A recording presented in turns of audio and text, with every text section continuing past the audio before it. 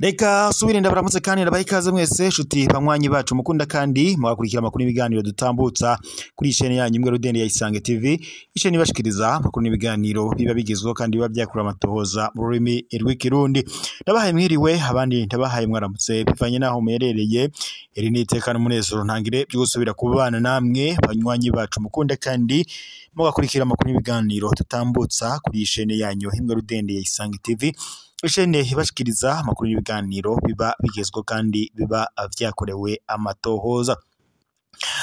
Reka rero mbahe ikaze mu makuru yacu, akaba ari amakuru rero araza agushimikira ku ngingo nkuru zikurikira.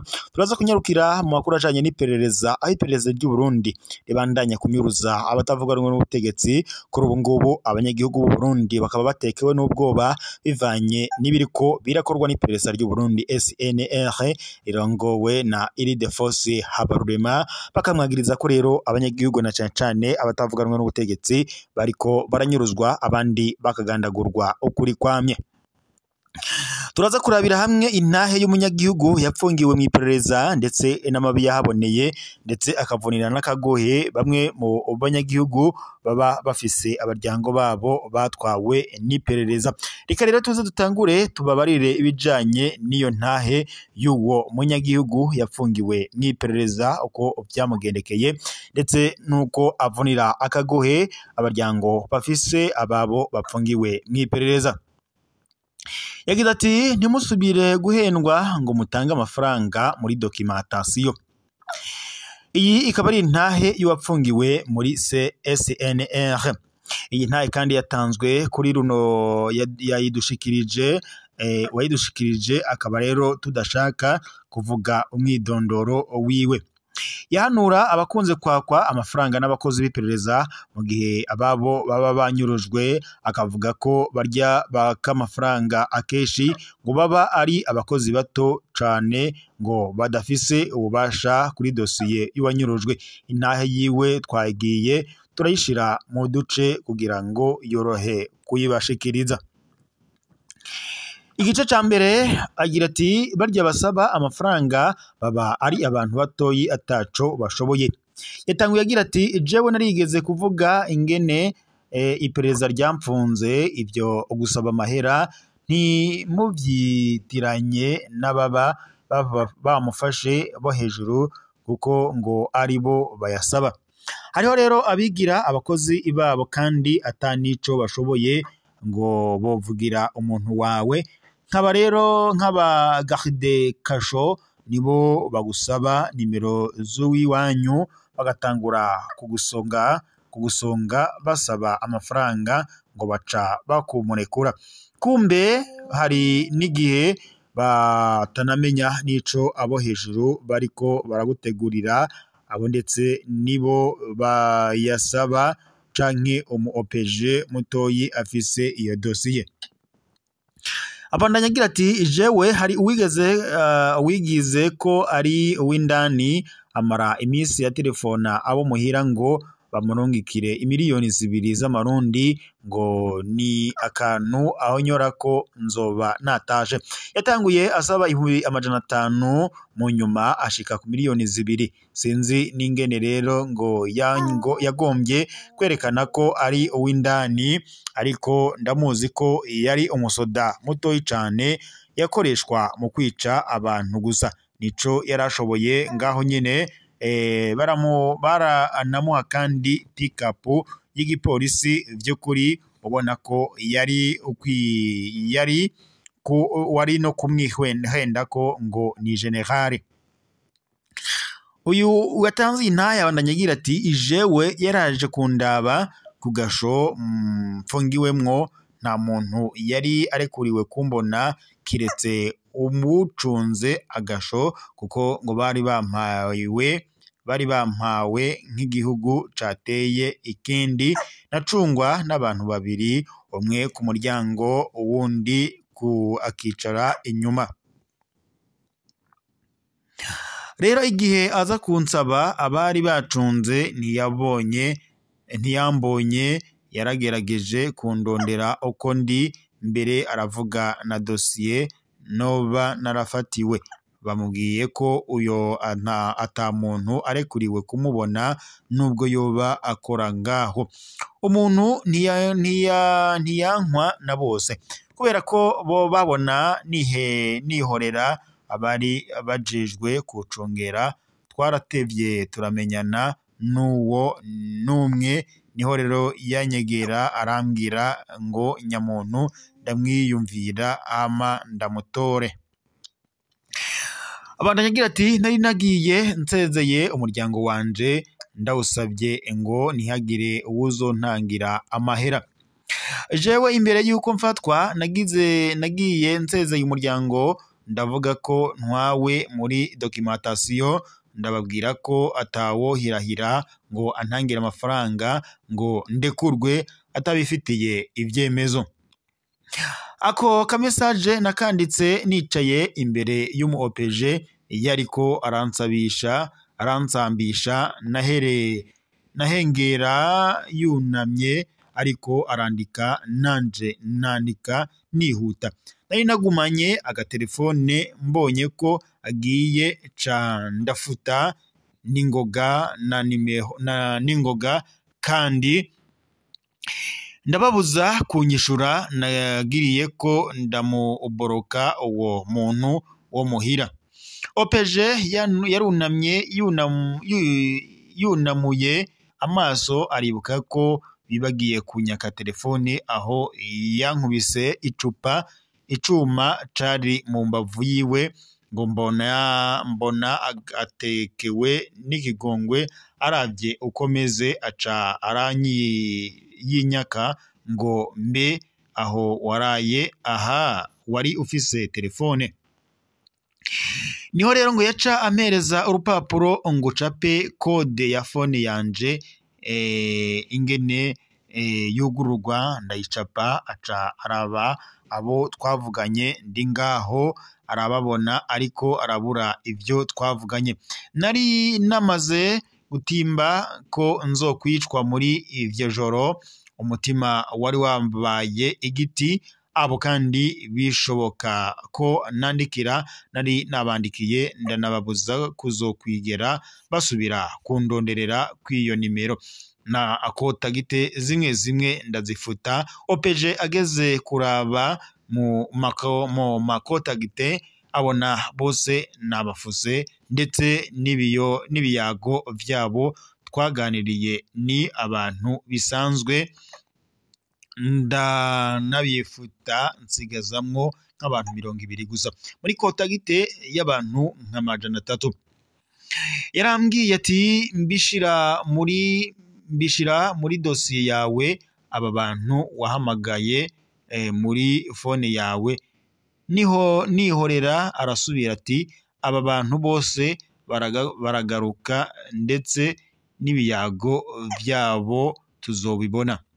Abafundi b'amafone bose baciye bakoranira kuri iyo phone yanje, bamwe bazi guhakinga atagasembwa baca baraja muri RCT kuraba abo twavuganye.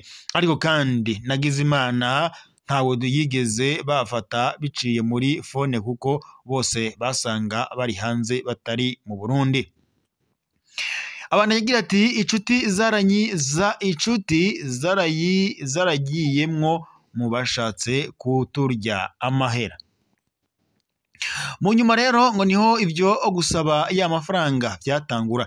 Ico gihe haraje umusoda agombora wari acunze araheza aramenya gusa arahora kugira ngo ntibabone ko anzi. Mwijoro ari inyuma ku kadirisha gato ahacisha telefone ngo nta nimero z'umuntu w'iwanyu woba wibuka. Ndamubwira nti oya, na nimero zanje sindazibuka neza kuko nari naramaze kumererwa nabi mu mutwe. Mu nyuma kandi ndabihitishamwo nimero imwe ndayitora, uyu muntu aritaba ndivuga kubera bari bazi ko napfuye kandi batari bazi neza na neza aho ndi, aranka kuvyemera ariko yumvise ukuntu mvugana ubwoba aremera ko ari jewe, arambwira nti bamaze gusaba amahera kugira ngo bakurekure. Ndavuga numvamwo rya zina rya wa muntu yaza kundaba ariko ntiyambona. Ndavuga nti urya ntaco ashoboye uretse ko bomuha gusa akaja kunkerera. Ndamubwira nti ntimuzotange n'ijana, mureke nipfane aho nogenda ntatembanye umuryango. Tubandanije nyene n'iyi ntahe y'uyu muntu yadushikirije, abandanya agira ati nari nzi neza ko abaryango bari mu nzego zo hejuru batari bashaka kugira ico bavuga kugira dosiye yanje ngo bohava bagirizwa ko ngo bari kumwe nanje. Ngarutse kuri ico cabasabaga amahera, ni abantu batoyi kandi biba bigoye kumenya ababatumye. Ico gihe kandi narasavye nimero z'uwari yafashe, hama ndatuma umuntu ku mugore wanje nti uzohamagare kwizi nimero, ndazi ko atazokwica, niyakwica naho uzoba umumaratiri. Naciye mubara ati uvugane amaso mu yandi hama wumve ico c'amafaranga basaba ko ari vyo. Uwo muntu yaramwitavye kubera yarazi ko ari inkuru agomba kumuha, asanga ni umushikanje, ariko nawe nyene yagiye nk'uwita, yarazi ko atagaruka.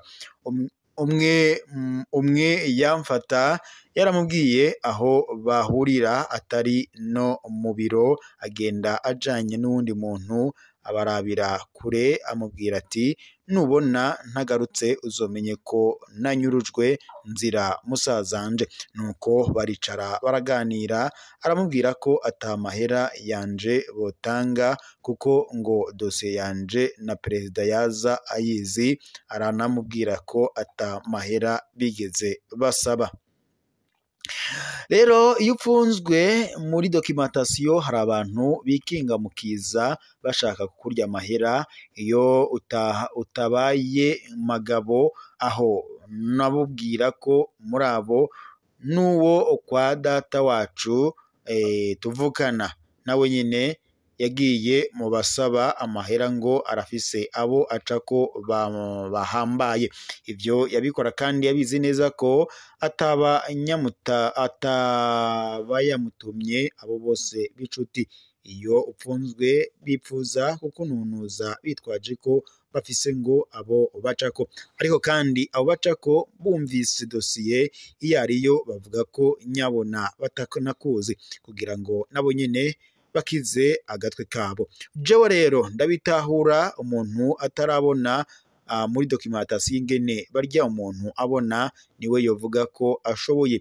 Nta numwe avugira umuntu kuri dosiye abona ko yohava imuhitana, nubwo yoba General Prime Niyongabo canke ukorayo bwite yarinze areka bakaza kugufata abizi ntiyoza kugufasha. Tubiye inyuma rero gatoya, jewe bafashe ndabizi ubwa mbere kandi baraje kumpigira aho nakorera barambura. Hari kandi uwari yabimbwiye ariko kandi arambwira ko atakintu na kimwe co kufasha afise, ico ngo ashoboye conyene ari ico co kumbwira ko bari buze kufata, hama nanje igihugu kimbana gito ndemera barashirako intoke. Abakora muri documentation bose si babi nkuko twamye tubibona, nkuko rero hari bamwe na bamwe usanga iyo ubiganiye bashobora kugufasha ukaba wataha cyangwa se ukaba warekurwa. Rero mwe barundi namwe barundi kazi muze muritondera ibijanye n'iperereza, ushaka kubaka amahera muze muramwirukanira mwamaganira kure, mubarire ko atamahera mufise, na cane ko bariya babaka amahera baba ari abantu bato bato ataco bashoboye. Iperereza ry'u Burundi ribandanya rinyuruza abanyagihugu batandukanye haba abo mu gisirikare, igipolisi, abanyagihugu basanzwe bikweka ko boba bakorana n'imigwi itwaje ibigwanisho canke se abasi b'igihugu. Barundi rero namwe barundikazi muroge magabo kandi mu gihe uwanyu yanyurujwe mutabarize hakiri kare kugira ngo atazohava agandagurwa aho kugira ngo mugire ubwoba ngo namwe muzohava mugirirwa nabi. Reka rero tubashimire mwese mwari kumwe natwe muri ico kiyago canke se muri iyo ntahe twariko turabashikiriza uwadushikirije atubarira ku bijanye n'amabi ariko arakorwa n'iperereza na cane cane mu bijanye no kwaka amahera mu gihe hoba hari uwo mu muryango wawe yoba yanyurujwe. Murabe magabo rero abatazosubira kubaka amahera muze murabamaganira kure mubarira ko atamahera mufise ariko mwibuke gutabariza abanyu.